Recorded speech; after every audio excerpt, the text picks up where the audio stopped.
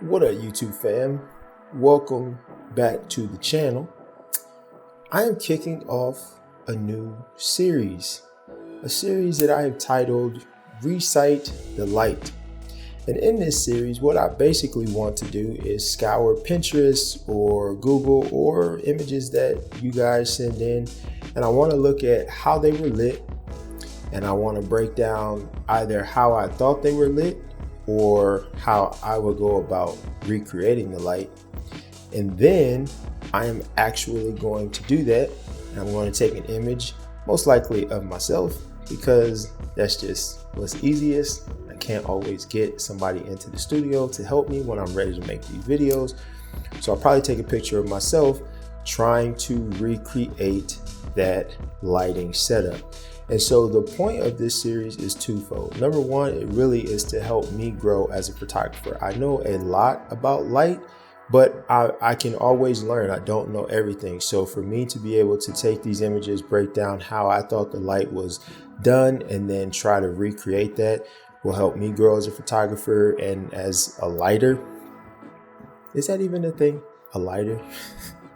And then second, hopefully it will help you be able to dissect images and be able to understand how something was lit so that you too can either recreate it or you can use elements of that in your photography and help you grow as a photographer when it comes to lighting. So with that said, let's jump into the first image. And this first one is an image from Lindsay Adler. It was just literally like the first image that came up when I searched creative portrait lighting. So let's jump in and let's break down this image. Now, first of all, I've watched enough Lindsay Adler stuff to know that she definitely loves using optical snoots. So I know that she used optical snoots in this image. But before we jump into that, let's look at what we have here. So when you look at this image, I can see that there's three lights that were used. Okay, so first we have the first light down here that has the red, and then notice that there is a gradation from the color red, and as it moves to the top, it turns more into a black color. So we have a gradation in that light. Then the second light we have here is the spotlight back here. And again, I know she likes using optical snoot, so I know she used an optical snoot there. And then the third light we have over the subject's eye here, that was also likely an optical snoot with a gobo. So when we look at this, we have three lights. Of course, the subject is in silhouette, so we don't have any light falling directly on the subject aside from this spotlight here. And this subject seems to have a really cool hair pattern. I don't. So my image isn't going to look as cool as this because I don't have the hair. But okay, so like I said, number one, we have this light down here. So I'm thinking that this light is either placed somewhere kind of right here or even out of frame and pointing upwards so that we get this gradation here. So the fact that the entire background isn't lit, that lets us know that this likely wasn't a highlight.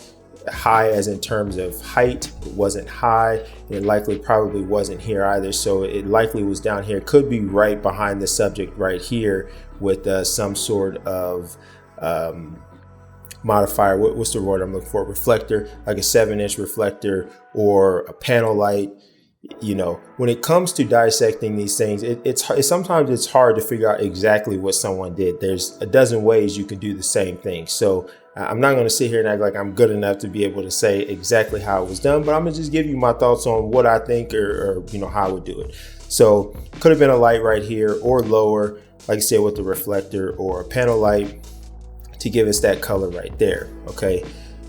Let's clear that off. So this one here, this is an easy one. You know, she likely used an optical snoot, and the benefit of using the optical snoot is that you get precision in the size of the circle of light and the crispness, the sharpness. You could either make it sharp or you could make it really blurry and out of focus. So there is a lot of benefit in having an optical snoot. I do not own an optical snoot, so when I recreate this, I won't be using an optical snoot, but I'm going to try to get it as close as I can.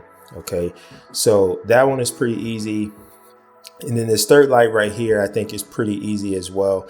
It likely was an optical snoot as well with a gobo. And the reason why I say that a gobo was used is because of the size of the light on the subject. To be able to get a light that small, you would need a pretty small circle of light, unless you had the light really close. If you had the light really close, then you can make the size of the light smaller. But I'm thinking that the light was way further back, and using that optical snoot with the gobo, she was able to control the size of the light and get the light exactly where she wanted it.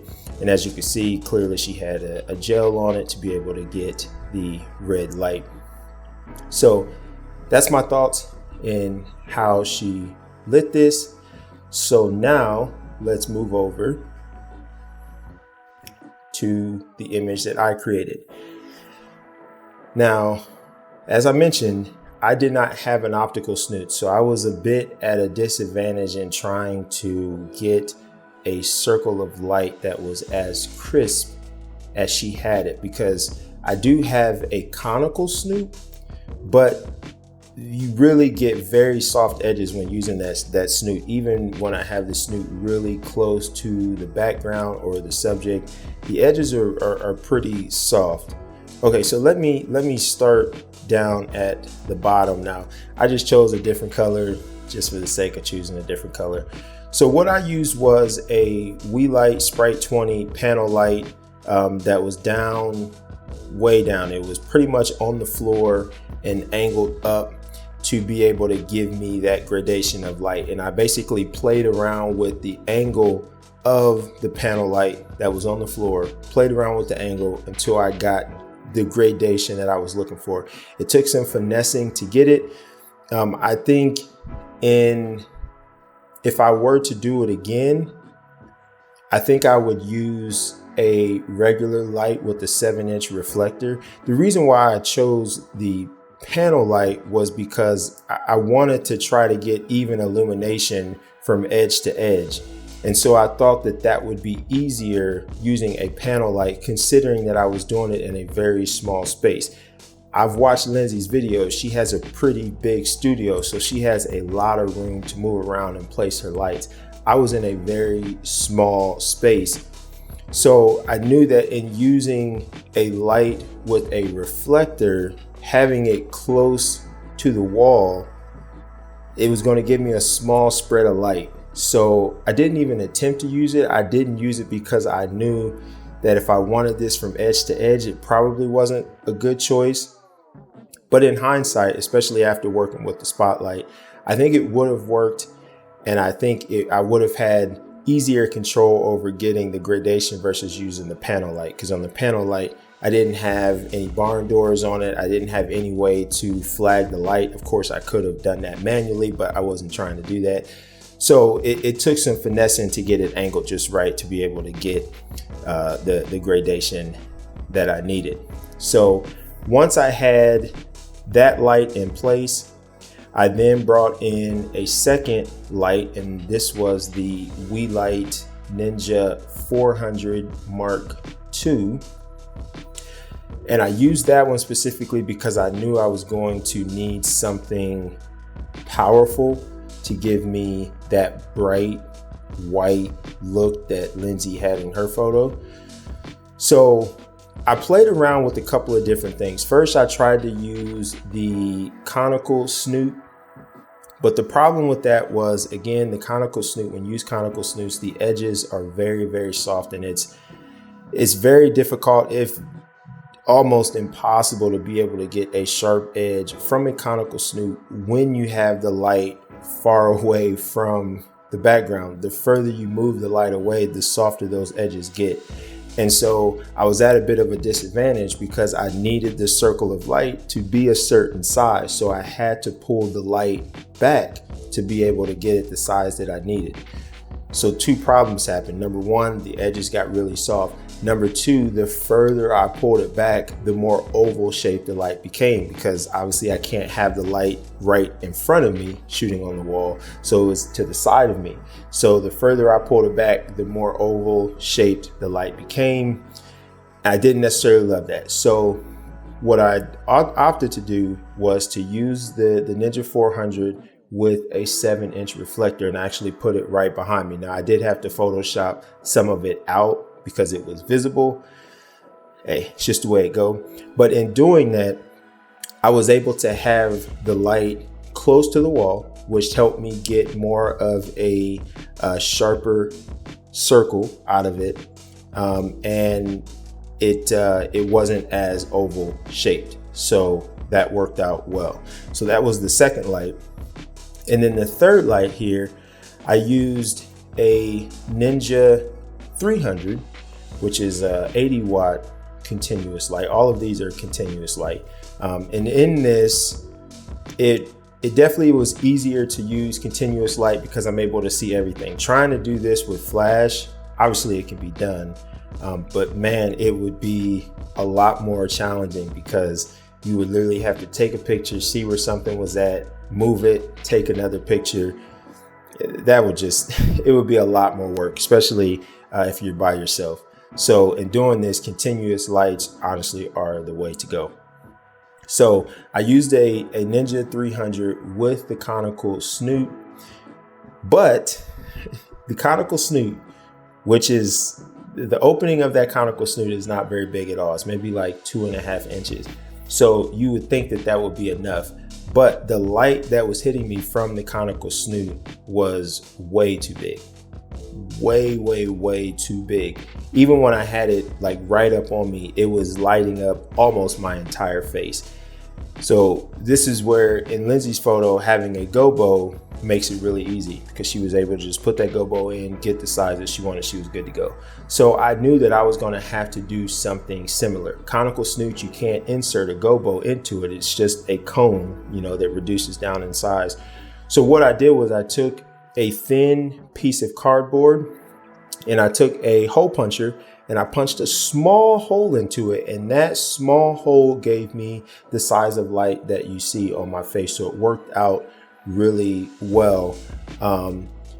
Now, as a disclaimer, LED lights, continuous lights, they get really hot. The light did get really hot. Obviously, I used a piece of cardboard that is not flame retardant. It definitely could catch on fire.